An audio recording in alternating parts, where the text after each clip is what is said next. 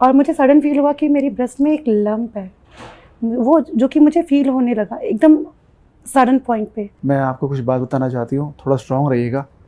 उन्होंने कहा कि दीपांजलि को कैंसर है। हस्बैंड को बोला, एक मेरी आखिरी इच्छा पूरी कर दो, मुझे कैंसर हीलर ले चलो। मैं आपको बता सकती हूँ यहाँ की दवाइयाँ एक अमृतवान है। मेरा नाम दीपांजलि है और मेरी उम्र 40 साल है। मेरी एक बहुत ही ब्यूटीफुल सी फैमिली है जिसमें मेरे हस्बैंड है, एक 17 साल की बेटी है। मेरा खुद का एक वेलनेस सेंटर है। एक दिन सडन मैं अपने ऑफिस से घर पहुंची और मुझे सडन सांस नहीं आ रही थी, तो मैंने अपने हस्बैंड को बोला कि मेरी सांस उखड़ रही है और मुझे सडन फील हुआ कि मेरी ब्रेस्ट में एक लंप है, वो जो कि मुझे फील होने लगा एकदम सडन पॉइंट पे। तो नेक्स्ट डे मेरे हस्बैंड ने मुझे गायनेकोलॉजिस्ट को दिखाया। गायनेकोलॉजिस्ट ने मुझे चेक किया और उन्होंने कहा आपको ना कैंसर चेक कराने की ज़रूरत है। तो मेरे हस्बैंड के आंखों में आंसू आ गए। उन्होंने पूछा क्यों, मेरी वाइफ को कैंसर है क्या? तो उन्होंने कहा नहीं, कैंसर नहीं है, आप जाओ, एक बार मेरी बात मानो, आप जाओ।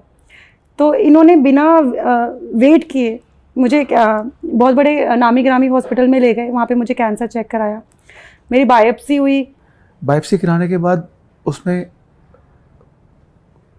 डायग्नोज हुआ कि डैट इज़ अ कैंसर, वो कैंसर है।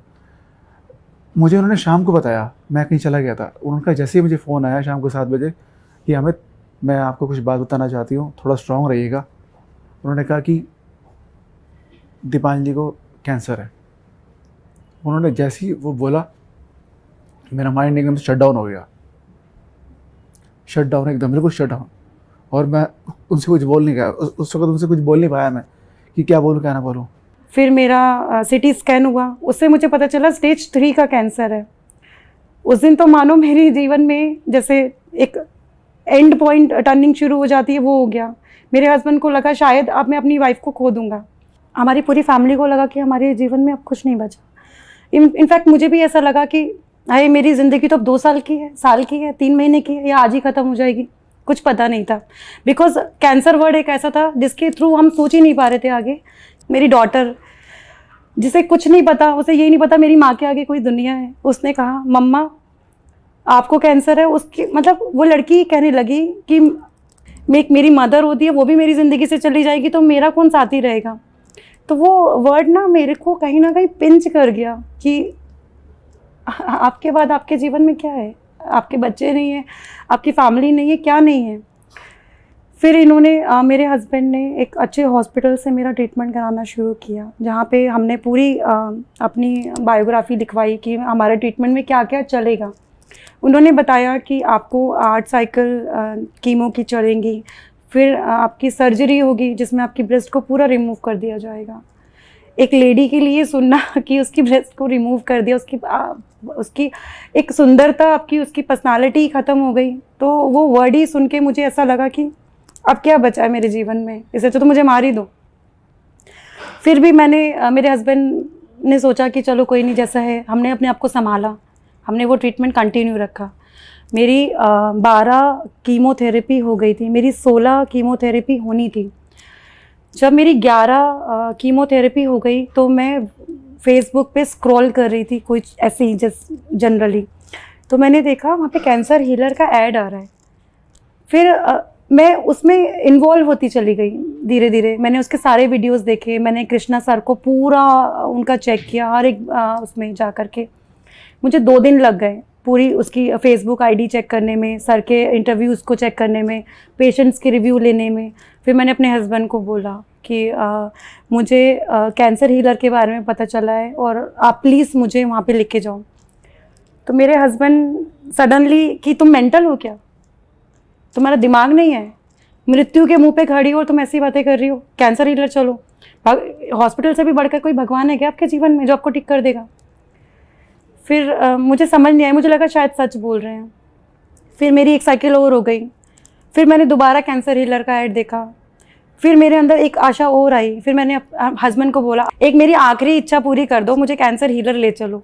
तो हम लोग साउथ एक्स की ब्रांच में हमने फर्स्ट टाइम विज़िट किया, आज से 1 साल पहले।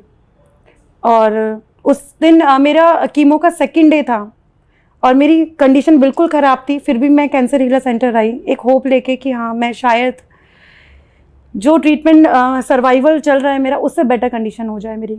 मेरी कंडीशन ऐसी हो गई थी कीमो के टाइम पे कि मैं सिर्फ सुन सकती थी, देख सकती थी। रिएक्शन मेरी बॉडी का बिल्कुल ख़त्म हो गया था। ना तो मेरा मुंह चलता था, ना मेरे हाथ चलते थे, ना मेरे पैर चलते थे। सिर्फ बेड पे पड़ी रहती थी मैं। तो ऐसा लगता था कि आपके तो लाइफ अब ख़त्म हो गई है। एक सिप पानी लेना होता था मुझे तो मुझे पूरा दिन लगता था। एक सिप पानी लेने में, इतना सा पानी लेने में मुझे पूरा दिन लगता था। इस तरीके से मेरा पूरा बन हो गया था और मेरी स्किन पूरी काली पड़ गई थी, बिल्कुल ब्लैक जिसे कहते हैं। मैं आपके साथ एक फ़ोटो शेयर करना चाहूँगी अपनी जर्नी की।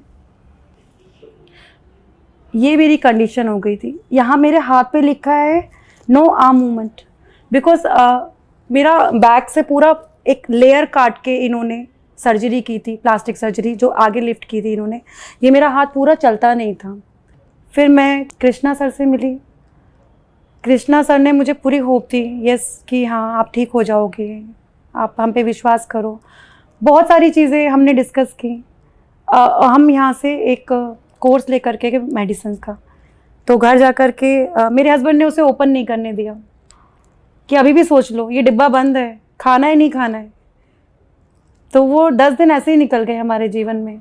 तो मैंने 10 दिन के बाद फिर मैंने अपने हस्बैंड को बोला कि आप मेरा एक बार ट्रीटमेंट कैंसर हीलर से करा दो, चाहे आप मेरा वहाँ से बंद करा दो हॉस्पिटल में, जो भी आपके बड़े बड़े हॉस्पिटल के डॉक्टर्स हैं, जो भी बड़े वो हैं, आप उनका बंद करा दीजिए। तो मेरे हस्बैंड कहते हैं देख लो आपकी मर्ज़ी है, बाद में ये मत कहना कि आपके साथ जस्टिफाई नहीं हुआ। मैंने कहा ठीक है, आप मेरा ट्रीटमेंट करा दीजिए कैंसर हीलर से, तो मैं अपने आप देखूँगी मैं ठीक हो सकती हूँ कि नहीं। मैंने, बिलीव मी, आपको शायद बिलीव हो ना हो, मैंने 1 महीना इसकी दवाई खाई है, 1 महीना। और 1 महीने में मुझे ऐसा लगा कि मैं बिल्कुल ठीक हो गई। ना कोई पेन, ना कोई वीकनेस। मेरे हेयर आने लगे, कीमो के टाइम पे मेरे हेयर चले गए थे। मतलब वो टाइम तो मैं आपको बयान नहीं कर सकती। बट यस, कैंसर हीलर के बाद मैं आपको बता सकती हूँ यहाँ की दवाइयाँ एक अमृतवान है। आज आप मुझे बिल्कुल ठीक देख रहे हो, मैं बिल्कुल फिट हूँ। यस, वो सिर्फ कृष्णा सर की बदौलत। मुझे लगता है आपके जीवन में अगर कोई भगवान है ना, तो यस वो कृष्णा सर ही हैं। अगर आपको कैंसर हुआ है और अगर आप यहाँ नहीं आए एक बार, तो अपने जीवन में कुछ नहीं किया। डॉक्टर्स तो आपकी बॉडी को बिल्कुल ख़त्म कर देते हैं। जो फील मैंने किया है ना, यस, आपकी बॉडी में जान नहीं बचती, कीमो के बाद आप ख़त्म हो जाते हो।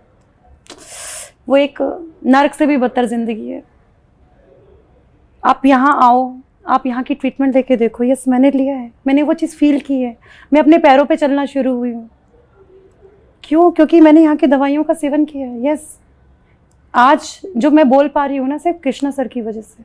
मेरी पूरी फैमिली अगेंस्ट थी कैंसर हीलर के, पूरी फैमिली, एक सिवाय मेरे। आज मेरी पूरी फैमिली रोड पे चलते चलते प्रचार करती है। कैंसर सुनाई देता है ना, तो मेरे फैमिली कहते हैं कैंसर हीलर सेंटर जाओ ना, मेरी बहू से बात करो। मेरी मदर इन लॉ कहती, मेरे हस्बैंड कहते मेरी वाइफ से बात करो, बिकॉज आज इनको अंधविश्वास है। आज काफ़ी अच्छा लगता है कि हम एक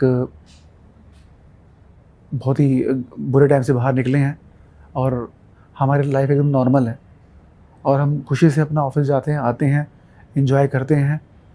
लाइफ एकदम नॉर्मल लगती है और पहले की तरह बिल्कुल हो गई हमारी लाइफ। आज हमें एक्चुअली लगता है कि हम नए जीवन में हैं और खुशहाल ज़िंदगी जी रहे हैं। हमारा बच्चा भी हैप्पी है, घर भी कंप्लीट लगता है। घर जाते हैं, घर की फैमिली साथ बैठती है, चाय साथ में लेती है। दोबारा से एक जीवन एक नई उड़ानों की तरह लगता है। डेफिनेटली ये कैंसर हीलर की वजह से। मेरे साथ ये है, यही बहुत है मेरे लिए। इससे बढ़कर कुछ नहीं चाहिए। और हमारी फैमिली सिर्फ और सिर्फ कृष्णा सर की वजह से।